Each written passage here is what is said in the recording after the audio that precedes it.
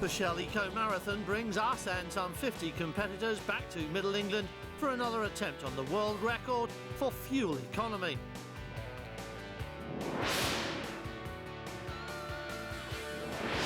In Middle America, the Auburn-Duesenberg Museum remains an eloquent testimony to one of the most glamorous eras of motor vehicle design.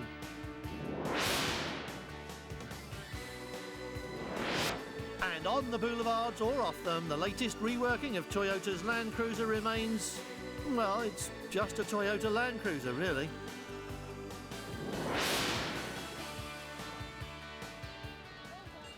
Now 25 years old, the Shell Eco Marathon is a quest for fuel economy and efficiency rather than speed and victory, though competitors are required to mix maximum MPG with a sensible rate of progress. A year ago, the world record set in this event in 1999 stood at, well, what do you think? A few hundred miles to the gallon? 500? 1,000 maybe, if we're being silly? It was actually 9,845 miles to the gallon, a figure achieved on the back of a 3-year run of record-breaking wins from a French entry called Microjoule. They missed 2000 when the record stayed unchanged, but last year lifted it again, this time into 5 incredible figures. A fuel consumption of 10,200 miles to the gallon, an improvement over their 2-year-old previous record of more than 400 miles to the gallon. The world of great beats.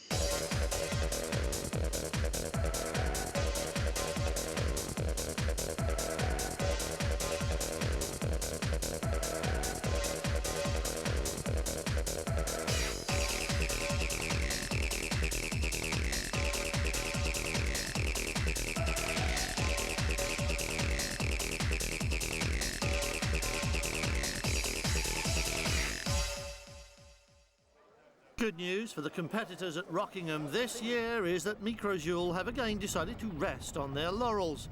So there will at least be a different winner, even if the record stays unchallenged. That said, this is a strong field and the Japanese entry is highly fancied among those who know about this sort of thing. The rules require that the vehicles cover a specified course at a minimum average speed, and have a minimum of 3 wheels, a maximum of 4, and have a driver at least 11 years old. Roll cage construction and strength is specified as well, along with a minimum clearance between crash helmet and the cage itself, once again making the smallest driver size an attractive choice for those who really want to win.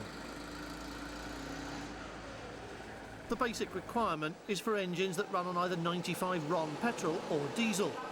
Petrol engines can be 2-stroke, but the amount of oil consumed during the run is strictly limited, and anything over that is considered to be fuel. Unsurprisingly, all the fuel is provided by the organisers, and the fuel storage, delivery and combustion systems are rigorously controlled at every step of the way, making sure the test remains valid. When they are ready for the track, the vehicles arrive at the fuel point where a known amount of fuel is added, and that compartment of the vehicle must be sealed and no further access permitted until the run is over. Obviously enough, the fuel cannot be accessed during the run by the driver, so no more can be added. Furthermore, the rules specifically prohibit the presence on board of any material which might be considered to be a fuel. After the 7 laps which make up each of the 3 permitted runs have been completed, any remaining fuel is measured, and then fuel consumption over a known distance can be calculated. So they'll do 7 laps of the oval, assuming they can manage that many, and return immediately to the fueling area, where the only people allowed to touch the fuel or the fuel system are the Shell technicians, who will compute the gas mileage for each entrant. In all cases, a heat engine is required, and though the vehicles are permitted onboard electrical power for instruments, starters and the like, it must either be unavailable to the engine as a power source, full stop, or the competitors must demonstrate that the amount of energy available from it is matched by the amount of energy supplied to it during the test by the engine itself. And the engine must have inlet and exhaust valves mechanically driven by an engine-powered camshaft. No electrically driven valves are allowed. And if you think that's getting a bit picky, try this. Preheating the lubricating oil to make it thinner and so reduce friction when the engine is cold is allowed, but it cannot be additionally heated during the run. And along with sensible safety measures such as safety belts, a fireproof bulkhead between engine and driver and so on, the final glory of the regulations is that each vehicle must be fitted with an audible means of approach, a hooter. As the vehicles pass into the start-up area, they must be in a condition which requires no further assembly or dismantling before entering the racetrack, other than that the cockpit lids or doors can be fitted and closed shut. They must leave from a standing start, with no more than 2 crew in attendance, and they may do no more than start the engine when required. The young drivers have all been briefed about track discipline and letting other vehicles pass if they wish to. But now the drivers are alone. No more assistance can be rendered, and failure to complete the course is just that, failure. On track, the rules are just as detailed, not just in terms of the distance to be covered and the maximum allowable time for that to happen, but also in that track discipline and the way their runs are conducted. All of which is a far cry from the early days of interdepartmental rivalry, where it all began. And it does impose a variety of disciplines on young people, most of whom are school, college or university students who wouldn't normally face this variety of challenges. The Eco Marathon has been run at several different venues in the past, usually on a racetrack, a place where safety is best achieved, but also a place which has been designed to present the most challenging layout for drivers, which doesn't match the philosophy behind the competition as perfectly as it might do until now, of course. Timing 19. Competitors aren't limited to one run, but a best of 3. These are, after all, experimental vehicles, and you can spell that temperamental if you wish. So a certain amount of system failures are only to be expected. But each run is subject to the same rules as the first, and each run is considered separately from the others. So the whole refuelling process must be done again each time a competitor wants to go out on the racetrack and make another run. What you're looking at may be a bit of light-hearted fun for the entrants, but its purpose is far more serious and far more meaningful. Almost 25 years ago, when this first began, it was won by Cranfield Institute of Technology at what seemed like an astonishing 1,097 miles to the gallon. It took 6 years before the figure was doubled, 2,500 miles to the gallon by Thornfield School in 1983. 5 years of steadily increasing figures took it to 1988, and the first time the winner was over 5,000 miles. Only in this case, it was an incredible 6,400 miles to the gallon. And as we know, the current record is over 10,000 miles to the gallon and climbing. And while you may not want to appear in public driving something that looks uncomfortably like a Sinclair C5, don't forget that Volkswagen have only just proudly demonstrated a real roadworthy car capable of driving 100 kilometres on 1 litre of fuel, and which looked astonishingly like one of these. There's no call to expect all cars to be this capable within the next few years, but do expect the combination of fuel and engine technology, plus regular engineering and aerodynamic advances, to deliver to the showroom cars which will be capable of the economy we will demand of them some years into the future.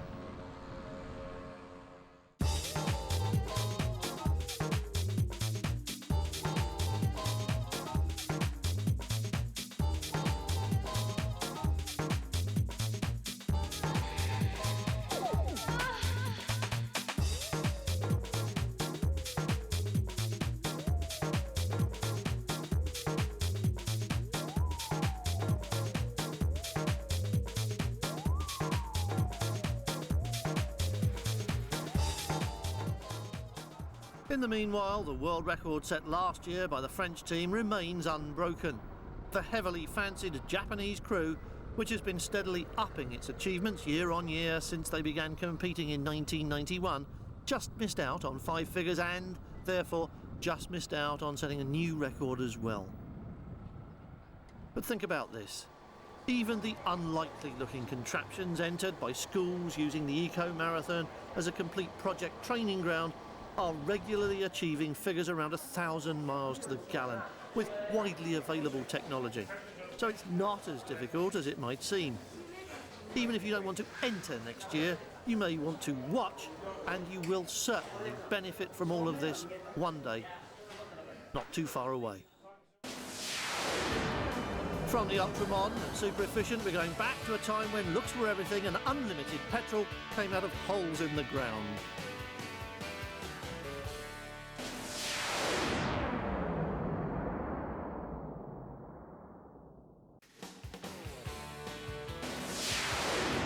Coming up, a brief look at Toyota's latest Land Cruiser, but first a brief look at some of the most elegant cars the motor industry has ever made.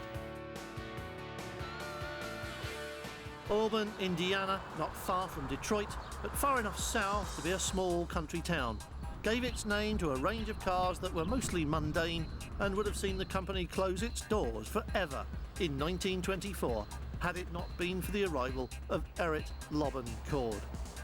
Under his leadership, Auburn thrived, and Cord not only created a new make of car, modestly naming it after himself, but also purchased Duesenberg as well. Almost all of Cord's rescue plans came to fruition in the fateful year of 1929, when the selling began on Wall Street. No car maker emerged from the crash unscathed, and some didn't emerge at all. But Cord knew his market, and though the crash erased many small fortunes, people who had been very rich before it were either still very rich or just plain rich, and anxious for a way of demonstrating the fact. The Auburn Cord Duesenberg empire allowed them to demonstrate it in a variety of ways, perhaps none more evident than the elegant Duesenberg models, but Cord, ever the salesman, knew there had to be more. Thus were the Duesenberg brothers given a blank cheque, with instructions to build the fastest car in America, and the superb Model J was the result. After that came the SJ, as favoured by film stars like Clark Gable and Al Jolson, and never more elegant than in the shape of this formal dual-cowl phaeton. It was deliberately expensive, selling as an engine and chassis for 25% more than the equivalent Packard, and on top of that went some of the best-looking and best-priced bodywork of which the best coach builders in America were capable. But it had been Auburn which brought Cord to Indiana, and his rescue plans were initially all driven by looks. No mean engineer, E.L. was also a visionary, recognising that styling was the most important factor in selling cars, using that inspiration to get Auburn back into profit and then launch Cord. He was one of the first people in the industry to understand that the greater percentage of car purchase decisions are made or approved by women, and he made sure that was recognised in the looks, colours and features of his products. So it's perhaps no surprise that one of the museum's most admired exhibits is this one, bought by Jean Harlow's husband at the Paris Motor Show in 1931 and mysteriously lost when it was shipped back from Europe. The original is still missing, but this replica graces the collection at the museum, housed in the original showroom from which these cars were sold 70 years ago. Now fully restored and providing a perfect backdrop to the cars, which really do look as if they belong there. But then they all do, especially this, one of several cars here which bore the name of its creator, Cord. He began his career in the car industry repairing Model T Fords, and was said to have become a millionaire 3 times over before he was 21, losing his money every time. Now aged 30 and now with lasting wealth, he was invited to rescue the failing Auburn company, and typically agreed to do so in a deal which gave him shares instead of salary, and eventually complete control over the company. Visionary that he was, Cord also recognised talent in others and used their abilities to the best, so that under his command, Harry Miller's front-wheel drive system was incorporated into the Cord L29 and into other cars in the range, like the fabulous Harlow car we saw earlier.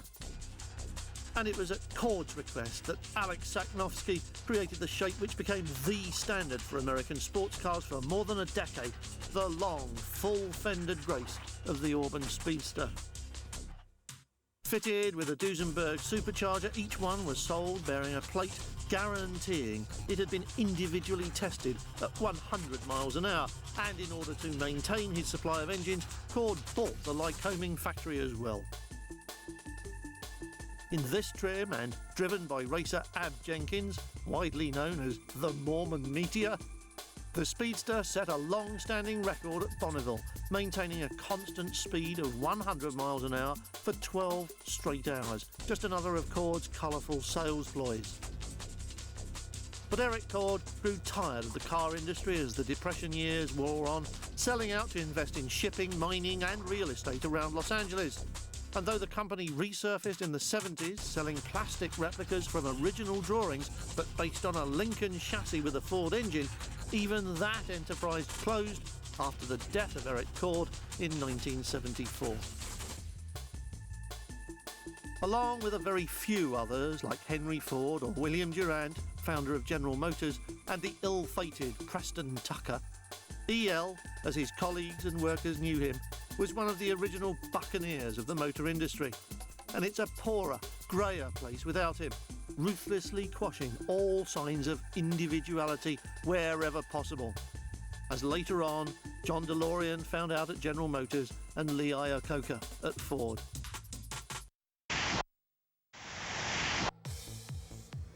The off-road market has subdivided into so many different areas now that it's difficult, if not impossible, to make really accurate choices, simply because of the sheer number of hybrids. If there is any rationalisation to be had, then it's probably to be found in the shape of the excellent X5, because BMW seem to have defined the current thinking as an off-road looking vehicle that drives like an executive saloon, but gets stuck in the mud on a grass verge.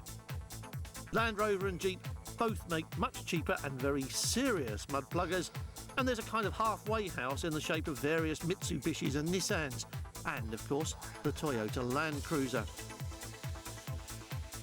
It began life as a workhorse vehicle destined for extensive success in Asia and Australia, and very suitable for the job it was too, though a little plain Jane in the styling department. A few makeovers here and there have made it a reasonable looking vehicle, even though the 2002 model is essentially a carryover from last year. At the upper level of its specification, the Amazon model can go head-to-head with anyone for luxury, and in some markets it's even badged as a Lexus, so you know we're talking plush plus gadgets. In fact, the spec list could be swapped for a brief sentence that reads, you name it. And of course, the sheer size of the beast means that even with 5 on board, there's enough head and legroom for all concerned to spread out and relax. The engines are built on the same scale as the rest of the vehicle, massive. And whether you choose 3 litres or 4, you'll get all the power you need, which is a lot, because this is a big, heavy vehicle, getting on for 2.5 tonnes with fuel and driver, and getting it moving is no mean feat. And that amazing size is the main reason that the Land Cruiser has enough head and legroom, of course. Compared to any of its reasonable price rivals, and doubtless you could make up a longer list if you wanted to, but it's longer and higher and heavier, of course, than the BMW X5, the M-Class Mercedes or the Jeep Grand Cherokee. All 3 weigh in at about the same amount, and the Cruiser is 15 or 20% heavier, and it's larger by similar amounts as well. In fact, the only significant dimension in which the Toyota doesn't exceed them is width. Well, it's wider than the Mercedes, but both Jeep and BMW come in fatter than the Land Cruiser by a useful amount. So passengers in either of those 2 may find themselves more comfortable at hip and shoulder level. The driver will never have cause for complaint, and while not that long ago we praised the BMW's driving position for being low down behind the dash and very car-like, that was very appropriate for an off-roader designed for the city. The Toyota, on the other hand, is designed to be used in places like this, and a higher position behind the wheel feels much better. It also helps around town, perversely, because it gives a very commanding view of the road, something to be most earnestly desired in a vehicle this size, especially one which has a much bigger turning circle than you'd really like. And that's another thing, really. Land Cruiser was one of the first of the off-roaders to find a home around town, and it's beginning to show its age, though mostly in the city streets rather than out here, where it still does the job tolerably well and a lot better than most. But our perceptions of what an off-roader should be like, especially on the road, have changed enormously, and on tarmac the Land Cruiser lags behind the modern clutch of rivals quite noticeably, probably enough to put a few people off a purchase decision. The engines are big enough and powerful enough not to need revving over much, so there's very little noise intrusion from that source, but that big square shape has a legacy of aerodynamic inefficiency that you will hear at motorway speeds. There is wind noise. Overall, though, it deals with on-road travel reasonably well, and its size isn't really daunting. The choice, once again, is yours. Boulevard posing in a flash German motor, or a bit of serious weekending up-country in a car that won't leave you stranded when the gravel is deeper than Sainsbury's car park, and won't let you down altogether uptown when the gravel's just a thin crust on a Hampstead Village driveway. The Toyota is priced well, it will depreciate quicker than the BMW or the M-Class, and it does the job as well as anything similar. It's just big and just a little bit dated.